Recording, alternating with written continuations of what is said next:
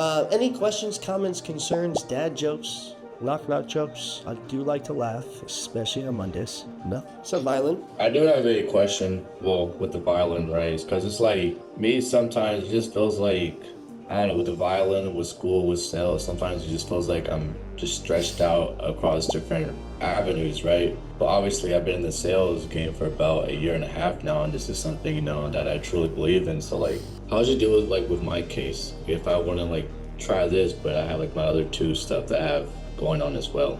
Well, I would say you need income, right? So this is sharpening your skill and giving you income, right? So if you get really, for you, I would get really good at producing at whatever time I wanted to during the week, right?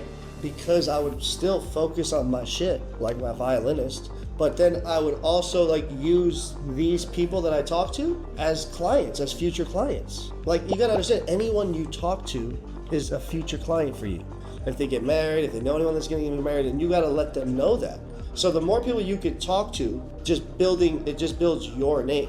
So if I was you, I would build my book of business really good. So for instance, for an example, I was planning on going to Italy as a closer. All right, I was my first trip out of the country. It was June when I planned it. I was going in September. So I knew that I still wanted to A, collect $100,000 while I was gone. I was going for 3 weeks. B, I still wanted to be the #1 producer, but I didn't want to work while I was on vacation, right? But I did want to close one big deal while I was in Italy because I said I would.